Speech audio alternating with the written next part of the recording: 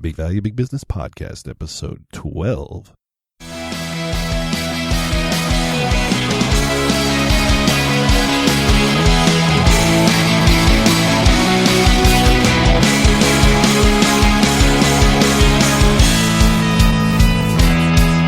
Welcome to the Big Value, Big Business Podcast with James Lynch, where we talk with today's most successful marketing minds about getting the right message in front of the right people and getting the right people to become your customers for life. And now, your host, James Lynch.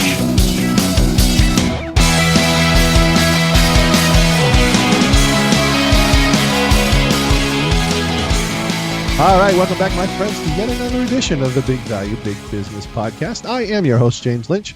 I am really big time super excited about a very special guest today. Her name is Rochelle Moulton. Rochelle comes to us from RochelleMoulton.com. Rochelle is a woman on a mission, that mission being to make you unforgettable. What that means is not just fitting in. It means working on the big stage, embodying the big presence, and getting big results. Rochelle believes in spreading ideas that make people think, creating art that moves the heart, and doing work that really and truly matters. And last but absolutely not least, living a rich and abundant life. So let's say hello to Rochelle Moulton. Rochelle, good morning, and how are you? Hi, James. Good morning. I'm doing great. Thank you for having me. Awesome. Thank you very much for taking some time out of your very busy day. I appreciate you coming on the show. I'm really super excited for you to share some of your amazingly transformational branding strategies with our folks. Does that sound like a plan? It sounds like a plan. Cool. So I'd like to start at the beginning, but that's a good place to start. Tell me if I have the big picture. I was kind of rolling this around in my head when I was doing my research and my notes. So, could we consider you to be a personal brand alchemist for consultants, authors, and artists? Ooh, alchemist. Alchemist. How do you like that? That's an interest. I kind of like that. I usually will call myself a strategist, but the strategist, I think, implies that everything's about fact. And the alchemy is, I think, what happens when you have more than one person in the mix. You know, you can have some magic happen. Yeah, just going over your site and some of your stuff, I did get that underlying, I don't know if you get it's a vibe, and I think that's appropriate. It's not just black and white. I mean, I come from a marketing world where it's all stats and metrics and digital, but there is some stuff out there in the ether that definitely influences how we are. Well, and it's kind of right brain, left brain. I think to really do this where it serves you best, you being the business owner, the consultant, the author, where it serves you best is it really has to have both sides of your brain in there, because people buy and connect on emotion. No, I totally agree. And you have to feel good. I mean, we'll go into it a little bit about, what it's like to work for someone else and what it's like to work for ourselves. And I think the latter feels a heck of a lot better. It does for me. Awesome. And to that end, can we just get a little bit of history about you? Maybe tell us a little bit about Rochelle and, where you came from, a little bit about the journey that brought you here to where you are today. Okay. Well, I think, if from a career standpoint, I think the thread that runs through everything I've done has been consulting. That's really where I cut my teeth. My first job, other than, if you don't count working at McDonald's and babysitting and working at Subway to get my way through college. And so, I spent a lot of time in a big consulting firm. I became a partner there. And I spent all of my time running around mostly the Midwest, trying to make mergers, acquisitions, and spinoffs work for mostly big companies like United Airlines, Ameritech, those guys. And then in 94, for a variety of reasons, I basically chucked it all to start my first business. Cool, and good for you. Yeah, that was just it's an experience that I know you've been through. It's wonderful. It's scary. It's a roller coaster, but it's also, for me, it was the best thing I ever did. And so I spent 6 years really building that company up and then ultimately selling it to Arthur Andersen. Oh, And wow. that's really where, for me, it was like I had this light bulb moment or series of moments because it was my first lesson in creating value through branding. You Hmm. know, they didn't just buy the revenue, the client base. I mean, it was Arthur Andersen. What they bought was our reputation and our story. And so, the rest of my career before doing what I'm doing now, I was really interrupted by Enron. You may remember that. Oh, sure. And Anderson went away. And so then that's when I started doing a lot of one-to-one coaching work with consultants, corporate executives. And then I did do one last stint for a big company. I ran a national consulting practice. And then in 2007, I said, you know what? It's time to work for myself again. And I've been doing this ever since. And I think I might be unemployable now. I love that term. I love that term. And here you are. And here I am. That is fantastic. I just want to back up just a little bit because hearkening to my research, and I'm not showing off, but I pull some really good tidbits, and I'd like to share with the listeners before they even go to your site. When you your first time out of corporate, I guess prior to 1994, you looked around, and to quote you, it said, "When I saw the twisty, soul-sucking machinations required to stay in the corner office, I put on my big girl panties and headed for the exit." I'm dying. I'm dying. I love it. I hope you don't mind me sharing that because that's priceless. I don't. It's part of the story. I just absolutely. It's when you work for a big firm, and I don't think it matters if it's Fortune 500 or a big consulting firm. There are certain things that if you want to stay in that corner office, you have to do, and I just didn't want to do them. Sell your soul. Yeah, I didn't. And I'm not saying everybody has to do that. It depends on what your objective is. But for me, I really didn't want to be out playing golf with CFOs and CEOs trying to drum up business. It just wasn't what I wanted. And so, yes, so I escaped. Beautiful. And you did well. Oftentimes, aspiring consultants, entrepreneurs, authors, artists, the folks that you hang out with and help, they just don't think they're good enough to teach or to share their passion with others. They think maybe they don't know enough, or they think they don't have anything of real value to offer, let alone get paid for it. How would you reach into my head and pull out my very best bits and put them to work? Got it. Well, I mean, I think the first thing, and there are plenty of people who disagree with this strategy, but I think it's really important when you're on your own and you're competing in a crowded marketplace. And that is, you got to pick your niche. Mm-hmm, mm-hmm. And the trick with a niche is it has to be small enough so that you can really own it, stand out, but it has to be large enough so that you can meet whatever goals it is you have for your business. Because you might say, well, I want to be the expert on X, and I just want it to be me, myself, and that's all I want. Somebody else might say, I want to be an expert in that same area, but you know what? I want to grow this company. I want to hire a bunch of people. I've got an exit strategy to sell this company. I mean, they have a bigger vision. Mm-hmm, mm-hmm. So it starts with, what do you really want to have happen? And then the key is, I mean, this sounds so simple, but you just got to do it, is you have to sit down and go through your talents and passions.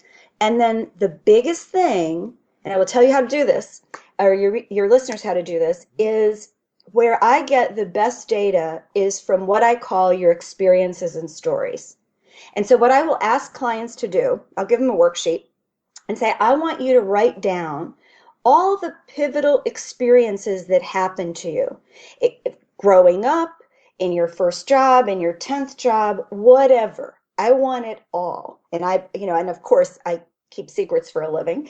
But I want all of that. And I will tell them, you can write the whole story if you want. All I need are 1 to 3 sentences about the experience. And so once they're done, and some people, have trouble getting 10, and I've had some people give me 40. But as you look at them, and if you're doing it for yourself, and you can really step back and look at yourself through someone else's eyes, you will see themes in those experiences and stories that will help you figure out what to do next. So basically a personal inventory of just a newsreel, if you would, going back. Yeah, I'm thinking that thing Facebook has where you look at your year in Facebook. The timeline, right. Exactly. And there was a guy I worked with a number of years ago who was a contractor, who'd come in and fix your home. And he was just having terrible trouble. And he was actually married to a client of mine. So she'd asked me if I would help him. And I sat down with him. And one of the stories he told me was that he remembered when he was a very little boy, his father would clean in a bakery. And he would take his son in there, and the son watched the father clean in the bakery, and then he watched the baker come in at 4 a.m. And he had these very specific memories about that. Now, when you add that to everything else about him, what it showed us together was that he was a craftsman, and he was taking on assignments that were for people who really just cared about getting something done fast and for the lowest possible price, which for him was a recipe for disaster because he wanted to craft something beautiful and lasting. And once he really understood that about himself, he totally changed how he presented himself in those initial meetings. He changed how he priced, because obviously a craftsman is worth more than someone who's just finishing something quickly.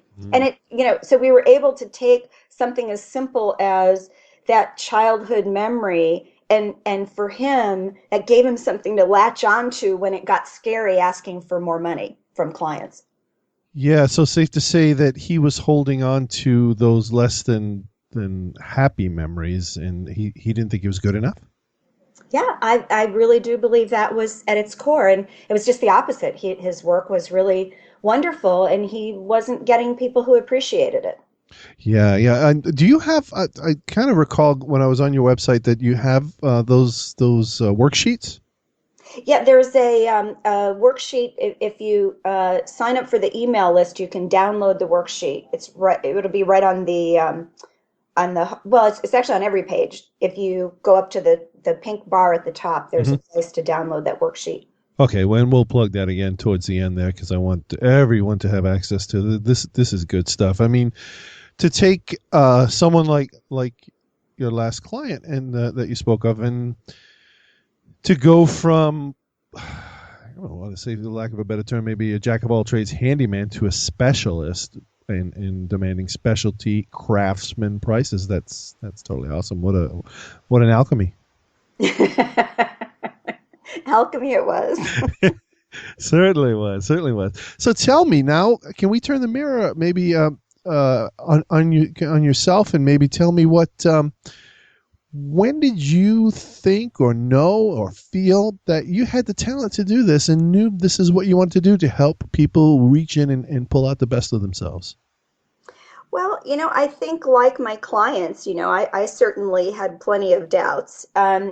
The way that I did what I'm doing, exactly what I'm doing now, was in 2007 when I left. I was running a national consulting practice, and my job was failing. My job was to turn it around and spruce it up for sale. And so we finished, and they were selling it off, and so I had to decide what to do next.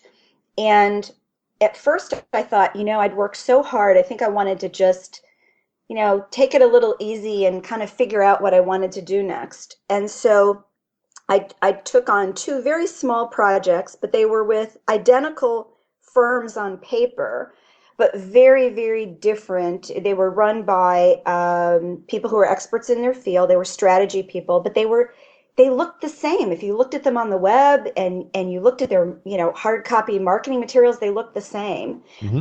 And when I realized what the issue was, what struck me was, this isn't just about branding the firms. This is about branding the people who are leading the firms.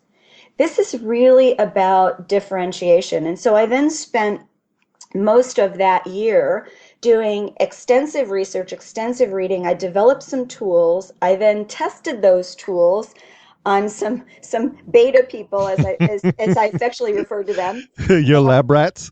Exactly. And we worked out some of the kinks. And then in January of 2008, I was basically open for business with personal brands. And so I was a little nervous at first, which is one of the reasons why I also did the beta test, because I wanted to have some references where I could, look and say, here's who I worked with and here's the outcome. Ironically, my first client and my second and my third and my fourth didn't ask for references. So I'd done all that work so I could be sure it worked. And I had some kind of case studies and, never really used them. And so I was kind of off and running. And I think the pivot point for that was really the recession, which I'm sure your listeners will remember. Sure. And the bottom really dropped out in 2008. And then in 2009, I was kind of deciding, all right, how am I going to make a living at this? And that's when I embraced social media.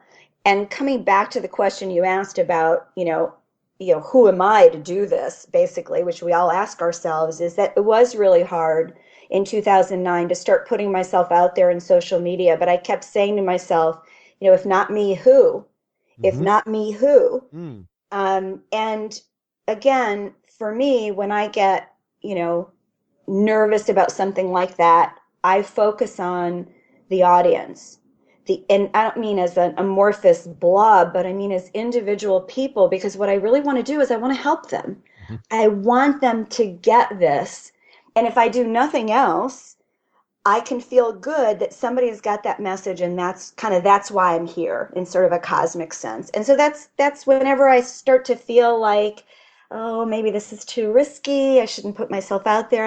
I remind myself that it's about serving, it's about service. And sure, yes, I get paid, but a lot of the things that I do, I don't get compensated. I give, and by keeping that audience in my mind at all times, that's what always gives me the courage. Yep. And the justification in your head. Yeah. Yeah. No, I totally get it. When you know you're giving your all and you have nothing but good intentions at heart. Yeah. Perfect. Yeah. And I like working with people like that too. I mean, we all do. It's like, you want to work with somebody that has a bigger burning thing besides just how they're doing that day. Sure. And I want to get back to just for a second that your case studies test subject A and test subject B, and the irony of not having to even refer to that data or those case studies when you've got the next clients. But how important was that, Rochelle, to your validation in your head and your security and your confidence? Oh, for me, it was 100% essential. Awesome. Yeah. And it's for those of us who are sort of wired as experts in something, it's like you're just not comfortable presenting yourself as an expert if you haven't done the work. Yeah, I always get that what if they ask me this and I can't answer it, and then I end up in a gutter, with a bottle of Jack Daniels, of course, because I failed. What if they ask me? I had a good talk with someone about public speaking, and it's like, oh, they're gonna hate me, they're gonna get tomatoes, and I'm gonna walk out and just like throw myself in the gutter and just never get out again. Which we imagine the worst, but so we are. I think that there's a certain personality type too, and I kind of feel that with you, and I'm the same way. I have to have all the bases covered. I have to. So that testing was like so invaluable for you to just say, yeah, I can do this. That's fantastic. I love it. Well, and I think the other thing is the courage to say that you don't know. And I was lucky enough early in my consulting career to have this wonderful mentor, and he was scary smart. I mean, scary smart. And one day he asked me a question, and I was giving this answer, but I really didn't know the answer. And he stopped me. He said, "You don't really know the answer, do you?" I said, "I really don't." He goes, "It's okay not to know. It's worse to just try to cover it up because people won't trust you." So I learned how to say I don't know. I think that situation should happen to everyone, because when you try to bluff your way through, and it's happened to me, and I learned that I don't have the answer, let me find out. But Yep. everyone needs to either have that happen to them or to experience that. Absolutely. I Yeah. love it. I love it. So let's bring it up to present day. Tell me about, a day in the life and your current value proposition and what the mechanics are and how you actually help folks and how you communicate your value and your value proposition on a consistent basis day to day. Sure. I mean, what I sort of like to say, and I hope this sounds more pleasant than maybe it's going to. Bring it on. These guys are used to hearing me, and I don't have very many filters, so bring it. Well, I really reach down into that deepest part of you or whoever I'm working with and really bring out their most unique and powerful qualities. And, it may not sound pretty, but it's actually, I find it a transformative experience, or my clients find it a transformative experience. Because once we have that essence and we're really clear on what it is, then it's weaving it into your marketing, your sales, your branding. It's weaving it into everything you do. But here's the thing, it has to be real. It can't be artifice. It can't be made up. It has to be you, or it will fail. So when I think about how I spend my days, I might have a new client where what we're doing is we're going through a process I use to get all that information out of them. And so it might be that we're having a conversation about that, and I'm testing the things that I'm hearing and seeing, and really collaborating with that client to understand their world and make sure that I really am getting inside their head.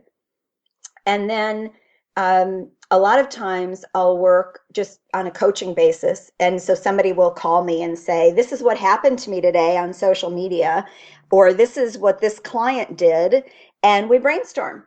I love doing that. We just figure out how to solve whatever's bugging them. And I think I know this is true in my own case, when you have your own business, sometimes you feel like the loneliest person in the world, right? When you have this problem and there's, you don't have a team of people to talk to about it. And sometimes it just helps to have somebody to work it through with. Yeah, just my wife calls it a sounding board. Can't you be a sounding board? Exactly. Because I have to go off and give my opinion, but sometimes just getting it out there and you're able to see the words in the air and just work it out yourself. Well, it's if you think about what therapists do, right? Because the therapist works with the idea that the answer is in you, and their job is to ask the right questions. And I think that's true for most of us non-therapeutic people. It's the answer is in you. It's, otherwise anybody could do this. You could just make this up. You have to ask and answer the right questions for yourself. So much information. I have one more little dig down deep kind of thing. The number one takeaway about being unforgettable in today's noisy world. If you can give me the most important piece of advice, and I know it's very subjective, so we won't hold you to it, but something you see on a consistently, maybe on a grand scale, most people are doing incorrectly, or most people need to do. Give me the most important piece of advice you could offer to a professional that's truly wanting to transform themselves into something professional. Take a consultant and they want to transform themselves into something unforgettable. It's actually really simple. You can't be afraid to show who you are. And it might sound ironic in this day of social media to say that, but you can't be afraid to show who you really are. And a lot of people who are experts at something think that it's all about being the expert. It's all about always having the right answer and having a certain level of formality. And that's not it. You've got to be true to who you are, and you have to show some of that vulnerability so people know you're a real person. That's what they connect with. I love that. And it's so, so true. And thank you for just a simplistic but so powerful response. That is great. Wow. Awesome. You're laughing, but you don't know what you don't know what you know when somebody else doesn't know. You know that, but yeah. I do. Well, there was there's a woman named Danielle Laporte who did a wonderful post called "What I Suck At," And I read it and I thought it was so powerful. I decided to borrow the concept and I wrote this post about what I suck at. It was my, at the time, it was my biggest post ever. I had the most hits, I had the most interactions. I got a client specifically from that post. And, and I had hesitated about hitting that button because I'm like, do I really want to tell people this is the stuff I suck at? And I said, yes, I do. And I hit the button, and that was, I think, maybe a year and a half ago. But it works. It really does. It's freeing when you admit what you're not good at.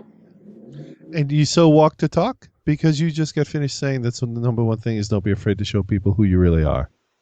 I like to think so. I mean, we were talking earlier about the post I just did about my husband and my southern in-laws. It's it's part of my life. It's part of who I am and how my days go. And so I shared a little bit of that. Absolutely. There's nothing wrong with that, and it brings out the human side, and people can identify with you, and it makes you more endearing in their eyes.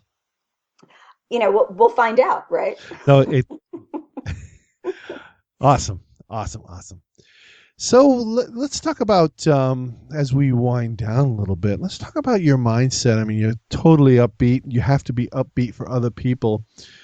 Do you have any particular rituals for productivity, accountability? How do you stay consistent and keep moving toward, your goals and what you do for people? Yeah, I do have some, and rituals is a very good word for that. The way that I'm wired, I need I need some structure, but not too much. The creative side of my brain will rebel if the day is structured, and I'll get tired and irritable. But I need a certain amount of structure, or I won't get things done.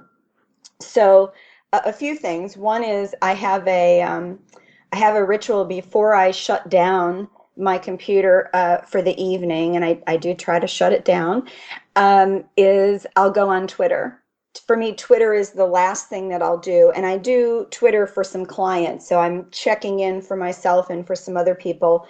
And so I just don't stop until I've gone in to see kind of what's going on, and I feel like that's sort of the end point to my day. The beginning part of the day is that I check in, because I have East Coast clients. I want to, and I'm on the West Coast time, so I want to make sure I know what's going on in the world and in my clients' cases. Mm-hmm. And then I go work out. Oh, good for you. Every morning. And it's great. And it's my little, time of day, and I come back refreshed, ready to go, ready to dive in. I can handle anything. And then the last piece for me of ritual is Saturday mornings are usually when I write my blog posts, or when I start thinking about my Rochelle TV episodes. And I just have some time on Saturday morning. It's quiet. We sleep late. I do not check email, and it's my creative time. And, sometimes I write it, in 20 minutes, and sometimes it takes me 2 hours, but it's that I always know that that's my creative time, and that it's amazing. I can always produce something in that window because I know that's the only thing that I have to do. And I love it. I so look forward to that. Love Saturday mornings. That is such, it's a structured, I want to call it a loose itinerary, but it's fantastic. You have to figure out what works for you. And for me, I'm more creative when I don't feel like I have to check email and when the phone's not ringing. So Saturdays and Sundays are when I dream up some of my best things. That's such a great illustration of how someone can structure, especially an entrepreneur can structure their business. I love that. An inspiration, maybe one of the best books that you've read, or someone that you listen to on a podcast or a TED Talk, or what's something that's really stood out to you lately that maybe influenced the way you think right now? The War of Art. Have you read that by Pressfield? I have it right here. Oh. Absolutely. I love Stephen Pressfield. I'm crazy for that book. And I can't believe, I actually didn't read it until, I think it was maybe last October. And I devoured it. In fact, I bought 10 copies. Good for and, and you. and I shared them with some friends. And I usually read all my books on either the Kindle or the iPad. And in this case, I bought the physical book because I felt like I needed to be able to look at it quickly when I needed a little inspiration. Yeah, and the way it's divided up into those little small vignettes, little chapters, it definitely lends itself to be able to get a boost at any time. Well, and the message, which I find hugely inspirational, is that, we are all artists. If you own a business, you're an artist. Hmm. It's not that you have to draw or paint or sing or play an instrument. We are all artists and we're creating this art and we face resistance every single day. And it's not something that we just, vanish once. I mean, look at him. I mean, he's a brilliantly successful writer and he battles resistance every single day. And it's fabulously inspirational, and I recommend it to anyone especially somebody who's just starting a business. I have to totally 100% agree because I read that one. I read he has Turning Pro, and he also has Yep. Do the Work, and they're all the same small. I have them in paperback, and I carry at least one of them most of the time. We're kindred spirits. Absolutely. I wish I'd seen it before last year. Yeah, I had a conversation with one of my mentors, Pat Flynn. He's an awesome online blogging entrepreneur, and he started talking about resistance. I go, "Are you talking the Pressfield resistance kind of?" Yeah, and we just went. So yeah, he's one of those guys, but totally get it. He has his muse, his self, his ego, and we do battle every day. I said, "Right on, brother. It's great. Good stuff. So good to hear that." Awesome. So as we wind down, give us let's wrap up with any current projects or special. I want to see maybe hear about this Rochelle TV. What's going on with you? How our folks can best consume your message, and how we can contact you. Awesome. Well, we talked about the website, RochelleMoulton.com. And there's some free resources on there that I would encourage anyone who wants them to take advantage of. There's Rochelle TV. There's a section under free stuff that has Rochelle TV. You can also go into my blog and search on the Rochelle TV tag. Some people just prefer their content in video form. And the Rochelle TV is all about how to make yourself unforgettable in business. Business and branding, as I like to say. And I post updates to Rochelle TV about twice a month now, and then I do weekly blog posts on Monday.